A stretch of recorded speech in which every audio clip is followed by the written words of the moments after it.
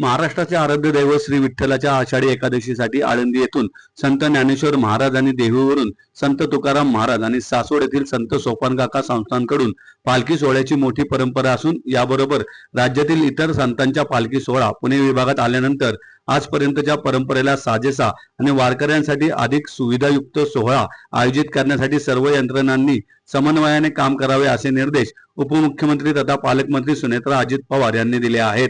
आषाढी पालखी सोहळा 2026च्या नियोजनाबाबत झुंबर हॉल पुणे विभागीय कार्यालय येथे आयोजित बैठकीत त्या बोलत होत्या।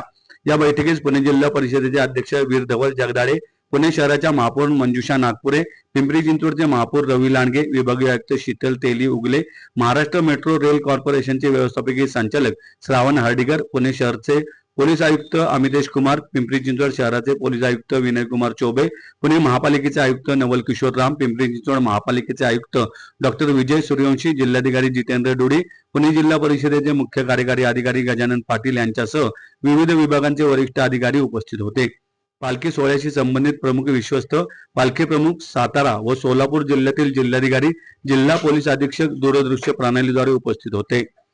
उपमुख्यमंत्री श्रीमती पवार म्हणाल्या, आषाढी वारी ही महाराष्ट्राच्या सांस्कृतिक आणि आध्यात्मिक परंपरेचा मानबिंदू आहे। दरवर्षी लाखो वारकरी पांडुरंगाच्या भेटीसाठी पंढरपूरकडे प्रस्थान करतात।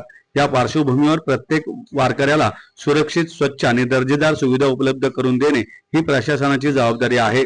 पालखी प्रमुखांनी बैठकीत मांडलेल्या सूचना आणि अडचणींची दखल घेऊन त्यावर आवश्यक कार्यवाही करण्यात येईल असं यावेळी पवार यांनी सांगितलंय।